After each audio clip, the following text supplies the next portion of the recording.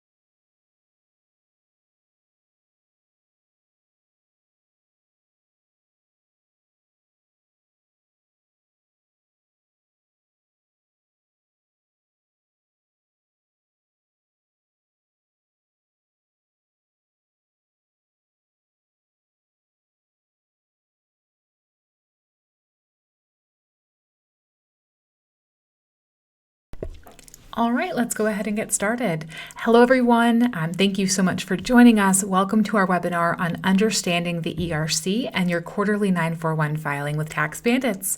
My name is Christina and we at Tax Bandits are excited to help you stay informed and IRS compliant. If you have any questions during the presentation, please add them to the chat. And if you're unable to see the webinar in full screen, please try clicking the square in the upper right of the webinar to enlarge the view. As a reminder, Tax Bandits is an IRS authorized e-file provider. While we love to talk about taxes and we have years and years of experience, we are not tax advisors. If you need assistance with preparing returns or any other specific questions, please consult a certified tax preparer or the IRS. So today we'll be discussing, of course, the ERC, but we'll start with a little bit of information on Tax Bandits for anybody that is new to Tax Bandits or less familiar with us. Then we'll dive into what is the ERC, how to claim it, IRS warnings related to the ERC, filing form 941X and 941, and kind of how those relate to the ERC. Then we'll have a Q&A session at the end, so make sure to stick around. Tax Bandits is an IRS authorized e-file provider with over a decade of experience. We are SOC 2 certified, and with Tax Bandits, you can easily e-file forms with the IRS, SSA, and states to maintain compliance. We support about 40 tax forms, including, of course, the 941, 940, a variety of 1099s and W-2s, Form 1095, and many more. So now that you know a little bit more about us, let's talk about the ERC. The ERC is the Employee Retention Credit. This is a refundable tax credit that's available for some businesses that were affected by the COVID-19 pandemic. For example, this tax credit is for businesses that paid employees while they were shut down due to the COVID pandemic. It's available for businesses that qualified as a recovery startup business for the third or fourth quarters of 2021, or for businesses that had significant decreases in gross receipts between March 13th, 2020 and December 31st, 2021. There is a lot of information on who is eligible for this, so we've compiled a free PDF of useful information and resources, and we will make sure that that is emailed to all of our webinar attendees after the webinar. So how do you claim the ERC if you are eligible? To receive the Employee Retention Credit, Eligible taxpayers can claim the ERC on an original or amended employment tax return. These eligible employers can claim the ERC on qualified wages paid between March 13th, 2020 and December 31st, 2021. We'll include information about the process to claim the credit on that PDF for you as well. Now, you've probably heard about Form 7200, so we're going to touch on that here also. The 7200 was an advance payment of employer credits due to COVID-19. Since this was a form to apply for an advance payment, the IRS has discontinued the 7200. It cannot be filed after January 31st, 2022. Now, that doesn't mean that the ERC can't be applied for. As we mentioned a little bit earlier, eligible taxpayers can claim the ERC on an original or amended employment tax return, such as a 941 or a 941X. Employers are still eligible to claim the ERC on applicable employee wages that were between March 12, 2020 and January 1st, 2021. However, this is not going to be the case forever. This means businesses that think that they may be eligible for the employee retention credit would need to apply sooner rather than later. For the 2020 tax year, the deadline for the ERC is April 15th, 2024. This deadline applies to all 941 filings in the second, third, and fourth quarters of 2020. For the 2021 tax year, the deadline is April 15th, 2025. This deadline applies to all four quarters because the ERC was available for all quarters of 2021. While many businesses may benefit from the employee retention credit, there are some concerns related to this credit that taxpayers need to be aware of. The IRS has been issuing multiple warnings concerning third parties that are advertising about claiming the employee retention credit since 2022. Many third parties are urging businesses and individuals to file for an ERC credit even though they're not eligible. Some third parties are providing misinformation to businesses about their eligibility for the ERC and even the computation of the ERC credit. Many of these third parties are also charging large fees for their service upfront for a service that's not being completed correctly or that's being completed for ineligible businesses. This is especially concerning considering that the IRS specifically states that taxpayers are always responsible for the information reported on their tax returns, meaning filing an employment tax return claiming the credit incorrectly could cause the taxpayer to have to repay the credit and owe penalties plus interest.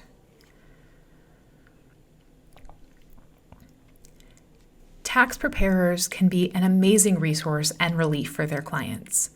Many offer a valuable and accurate service that keeps the business owners from stressing over tax forms and lets them focus on running their business. However, there are tax preparers that take advantage of their access to sensitive data, such as EINs and other business details. Utilizing the information available to them, some preparers commit fraud, identity theft, and other scams. Needless to say, this can result in a mess for the business owner. Now, to avoid this, the IRS provides resources to help you select a tax preparer that is right for you and for your business. We've also included these IRS resources on the PDF that you'll receive after the webinar. While being selective in choosing a tax preparer is a good practice, it's also vitally important that businesses are cautious when, where, and how they share their data. Not only are there third parties incorrectly filing the ERC for their customers, there are also individuals gaining access to business data and filing forms applying for the ERC credit without the business owner's knowledge. Again, these scams can cause major headaches for the business owner when they eventually discover what's happened.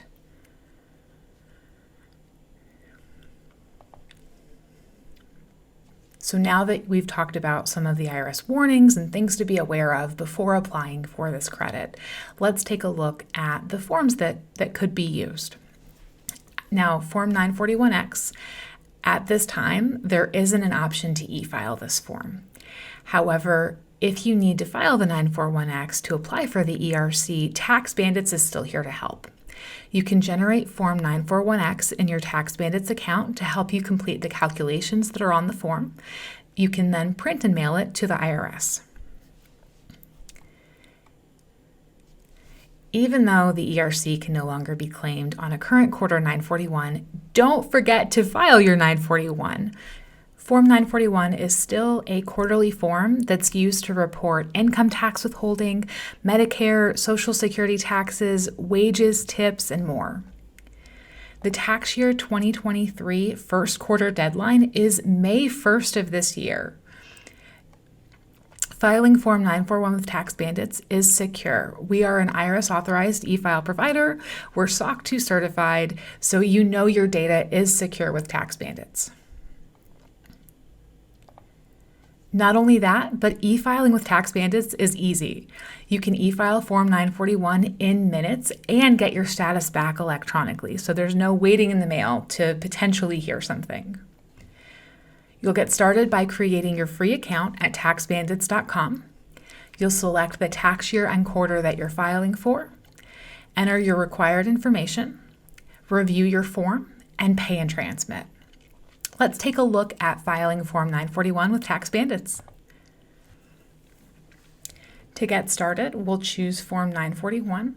Now, as you can see here, Tax Bandits supports a wide variety of forms, so if you have any questions about those, feel free to send a message in the chat or reach out to us. We have phone, email, and chat support available throughout the year, and we'll go over that contact information toward the end of the webinar. But to get started, we'll choose our 941. There is a bulk upload option if you're filing for multiple businesses, but for our webinar today, we'll just file a single return. If you're new to filing with Tax Bandits, you can enter your business details for the first form that you file, and from then on, they'll be in your address book, so we can select them and just review them. You don't have to manually enter them every time you file. So we'll just take a quick look, make sure everything looks correct, and then we'll save and continue to get started on our form. We'll verify the tax year and the quarter that we're filing for. If you do need prior years, Tax Bandits supports those as well. But again, today we're going to focus on that first quarter 2023 form.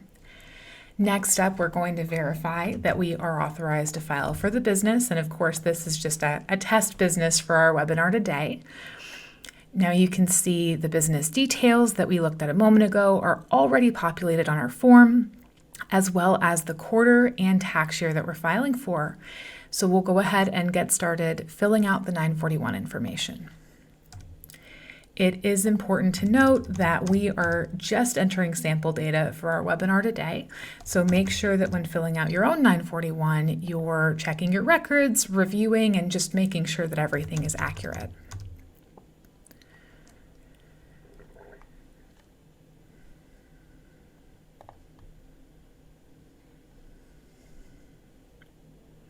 And again, we're just going down the line through the questions. And you can see as you add amounts, certain boxes will automatically populate for you. So Tax Bandits is doing any automatic calculation for you.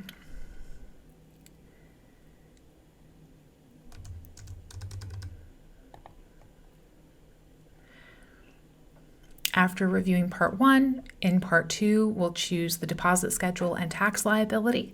And of course, this is also going to be specific to your business. But for today's webinar, we'll choose that we're semi-weekly so that you can see Tax Bandits also supports Schedule B for any businesses that need it. And it looks just like Schedule B. We'll go through each month and enter our amounts to continue. Again, we are just entering amounts for test purposes for our webinar today. So if you're completing your own Schedule B, make sure to check your records and that all of the data that you're entering on the form is accurate.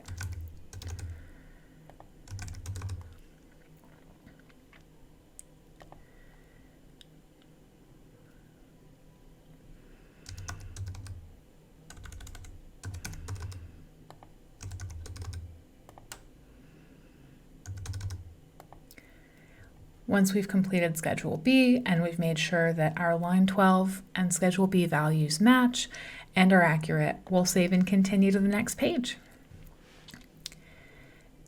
And we'll follow the same process with with Part 3. You'll review and complete the form as needed.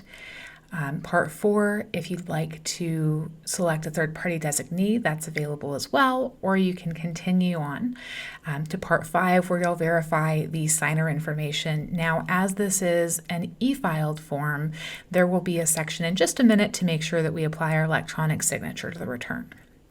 So we'll save and continue. And next we'll choose, since we do have a balance due to the IRS, how we want to make that payment. There are 4 options available. Electronic funds withdrawal will allow you to add bank account and routing information so that the IRS withdraws the amount from the account once the form is accepted. If you'd like to choose EFTPS, credit or debit card, or check or money order, all of those are available. However, they do complete additional action after the form is filed. So if you choose, well, for example, we'll do credit or debit card, we would need to sign back into our Tax Bandits account after the form is accepted to process the payment. If you choose check or money order, you'll need to make sure that the check or money order is mailed with the payment voucher to the IRS. We'll just verify that we're accepting that we'll make this payment separately from Tax Bandits' filing process. And now we'll review our form details. And you can see if anything looks incorrect throughout any of these sections, you are able to go in and edit. You can also view the 941 and the Schedule B for your reference before continuing on. But once everything looks correct, we'll go through the Tax Bandits audit. This is set up based on the IRS business rules to help make sure that you've included the required information and that there aren't any basic errors based on those business rules. If there ever are, you can simply correct them on this page. However, since we have no errors in the return, we'll continue filing. Now, this is the signature section that we mentioned a little while ago. If you have an online signature pin with the IRS, that can be entered here. And if you don't, no worries. You can choose to e-sign the 8453 EMP. This form essentially serves as the electronic signature for the form, and you can see we automatically populate the e-signable form based on the information that you've entered in your account. To e-sign, simply click the orange button and you can either select a style or draw your signature. You'll agree that this mark, whether it's the style or the cursor signature, will serve as the electronic representation of the signature and will adopt and sign it. Now you can view a signed copy of your 8453 EMP that will be sent to the IRS along with your 941. Tax Bandits does have credit options available, so whenever you know that you'll be filing multiple forms, make sure to check those out, and you can reach out to us with any questions about credits or pricing. Again, we'll go into our contact details toward the end of the webinar. Last but not least, we'll review one more time the form information that we've entered and make sure everything looks correct. Again, if we need to make changes, we have options to change each section and to review the forms themselves. And from there, we'll complete the filing. We'll simply add our card details and then choose to pay and transmit. All right, now that you know how to file Form 941 with Tax Bandits, we will move into our Q&A. Send any questions that you have in the questions box. You can see on the left we have a screenshot, so it's easy to find. Go ahead and put in your questions, and we'll just give everyone a moment to get those submitted, and then we'll dive in.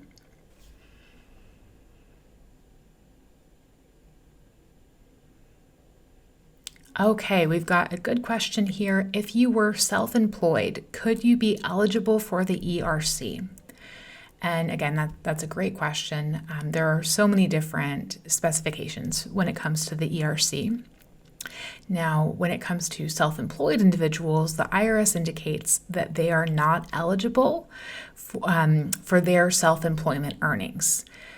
But someone that is self-employed and has employees of their business and meets the other requirements to be an eligible employer could be eligible for the ERC for their employees' wages. So that's definitely something that could be looked further into.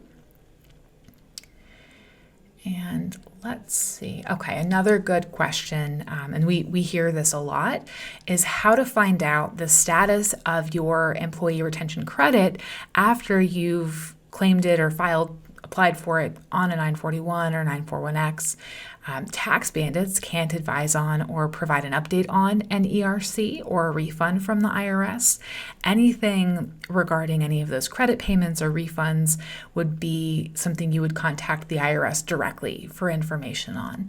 That's strictly with them, but for information on the ERC, the refund, or other 941 questions, the IRS Business Hotline can be reached at 1-800-829-4933. And let's see. Here's another good one. Are household employers eligible for the employee retention credit?